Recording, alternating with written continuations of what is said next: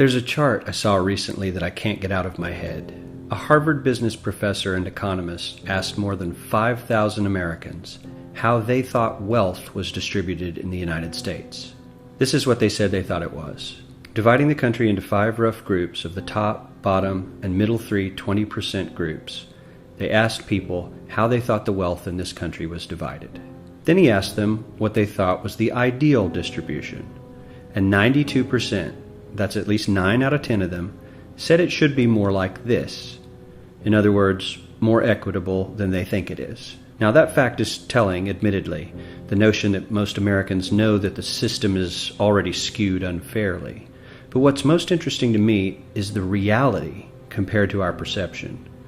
The ideal is as far removed from our perception of reality as the actual distribution is from what we think exists in this country. So ignore the ideal for a moment. Here's what we think it is again. And here is the actual distribution. Shockingly skewed. Not only do the bottom 20% and the next 20%, the bottom 40% of Americans barely have any of the wealth. I mean, it's hard to even see them on the chart. But the top 1% has more of the country's wealth than 9 out of 10 Americans believe the entire top 20% should have. Mind-blowing. But let's look at it another way, because I find this chart kind of difficult to wrap my head around. Instead, let's reduce the 311 million Americans to just a representative 100 people. Make it simple. Here they are: teachers, coaches, firefighters, construction workers, engineers, doctors, lawyers, some investment bankers, a CEO, maybe a celebrity or two.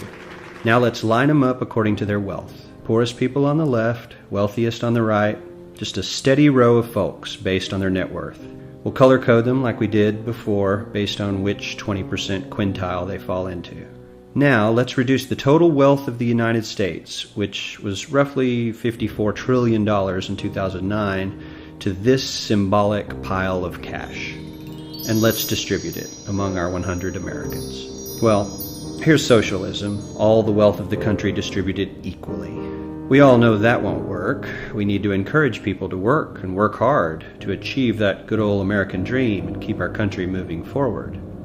So, here's that ideal we asked everyone about. Something like this curve.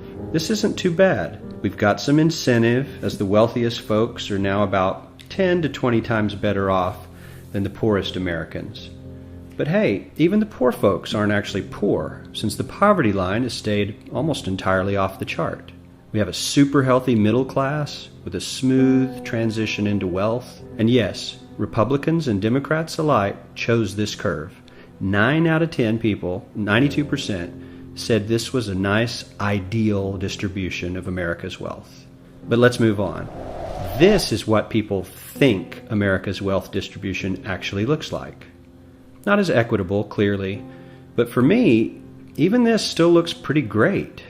Yes, the poorest 20 to 30% are starting to suffer quite a lot compared to the ideal, and the middle class is certainly struggling more than they were, while the rich and wealthy are making roughly 100 times that of the poorest Americans and about 10 times that of the still healthy middle class.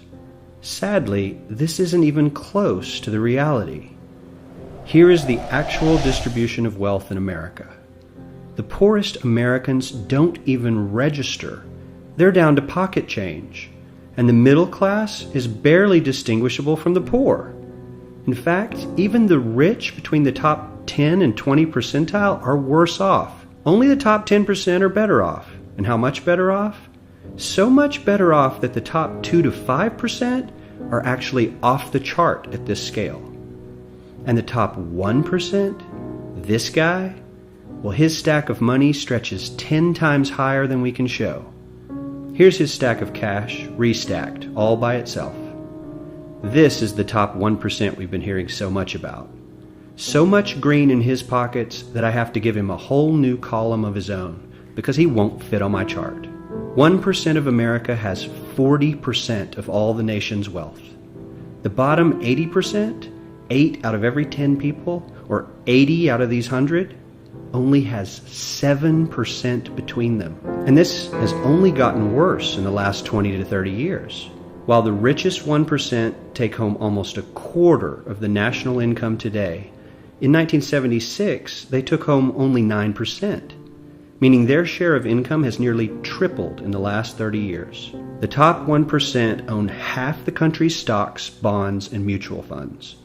The bottom 50% of Americans own only 0.5% of these investments, which means they aren't investing. They're just scraping by. I'm sure many of these wealthy people have worked very hard for their money, but do you really believe that the CEO is working 380 times harder than his average employee? Not his lowest paid employee, not the janitor, but the average earner in his company. The average worker needs to work more than a month to earn what the CEO makes in 1 hour. We certainly don't have to go all the way to socialism to find something that is fair for hardworking Americans. We don't even have to achieve what most of us consider might be ideal. All we need to do is wake up and realize that the reality in this country is not at all what we think it is.